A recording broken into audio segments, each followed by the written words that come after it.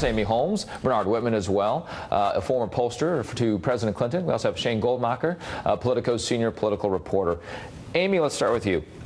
He is asserting here that because of the coverage of his campaign, that the poll numbers, as I was just saying to Hallie, 3 weekends, 2 weeks, all continually seeing bad, bad, bad, bad, not good for him. Is it the media that's causing this to happen? Well, Donald Trump can say that, but if you actually look at likely U.S. voters at Rasmussen Reports, where I'm a political analyst, we just released the information this week that among likely U.S. voters that we surveyed, 45% say that it's Donald Trump who's his own worst enemy. Only 29% pointed to Hillary Clinton, the Democratic Party. Only 20% blaming the media. Look, this is great red meat for the base. Right. But if Donald Trump wants to be president of the United States, he has to expand the tent, reach beyond the base.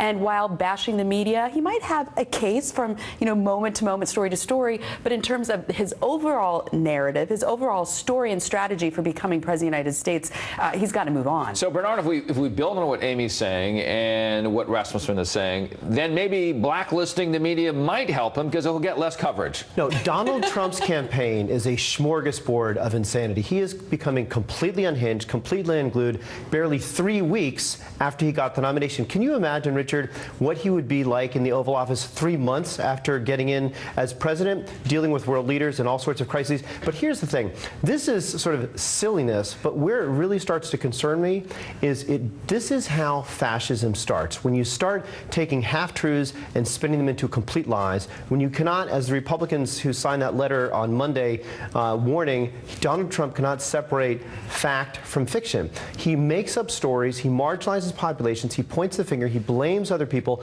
This is exactly how fascism starts. And yesterday, I was on with right before Katrina Pearson, and Katrina Pearson talked about how Obama brought us into war in Afghanistan in 2009. This was Obama's war. It's not. It was George W. Bush's war. Obama was not the founder of ISIS. He's saying these things and getting his supporters to actually believe it, believe these lies. That is the essence of fascism. And it's the job of the media, of the news organizations across the country, as well as Shane Goldmacher's, to fact check that and check that which is said. So Shane, when you see this assertion coming from the campaign that they should blacklist the media, and you see Mike Pence saying, well, I'm not sure. Like, that is not what I want. I believe in the fourth estate. That's a break for Mike Pence, but he's also breaking on other issues such as taxes, saying he'll release his tax returns, for instance, before Election Day. We're talking about Mike Pence. Do you see Trump changing his mind because his running mate is breaking with him on this? I mean, the list of things that Mike Pence has broken with Donald Trump on is long, and they've only been a partnership for about a month.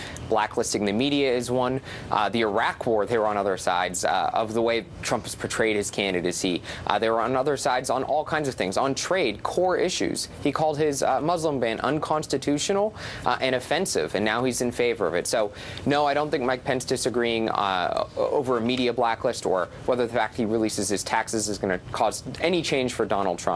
And frankly, this is a fascinating campaign because neither Tim Kaine nor Mike Pence are going to drive a major narrative here. Instead, for almost every voter, this is going to be about Donald Trump and Hillary Clinton. But they may be driving the narrative here as we look at their running mate saying, whoa, wait, I don't quite agree with the number one, the principle on this ticket. And so that might resonate over time more than it has in the past. And Bernard, I'm going to go to the polls a little bit more, just in terms of summary, because it's been 2 weeks now that at least I've been following these new polls in swing states that don't look so swingy anymore. And states that were pre-swing are now looking swing. And Mark Murray, Mark Murray broke it down. He said these are some of the reasons why. He's saying there's an education gap, for instance. Whites with a college degree now going for Hillary Clinton more in bigger numbers than have been seen before. The urban versus rural gap. We're now saying rural voters really going for Donald Trump versus the urban voters and city voters going for Hillary Clinton. And he really lays it out here.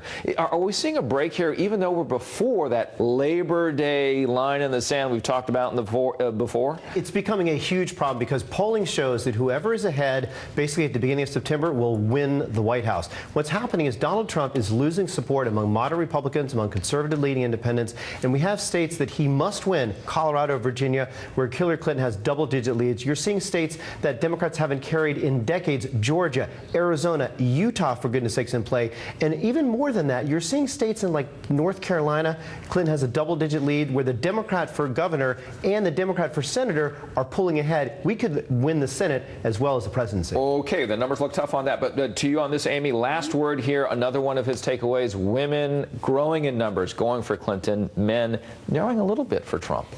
Narrowing, and that is not good news for him, that he needed that huge advantage among male voters, because Hillary Clinton has such a large advantage among women voters. But look, we are still far out from Election Day in November. Donald Trump has the debate coming up September 26th, where maybe he could start to turn this around as well. I don't believe this Labor Day thing. And if we know anything about election season 2016, is that it's been full of surprises and unpredictable moments. Shane, very quickly, I got to get you one sentence if you can. Your reaction to this? I think Donald Trump has accelerated all the polling trends out there. Minorities and women moving faster to Democrats, and rural voters moving faster to Trump. Yeah, in Olympic parlance, getting out that early lead is tough to catch up, right? Amy Holmes, Bernard Whitman, Shane Goldmacher, thank you so much on this Olympic Sunday. Happening now, devastation.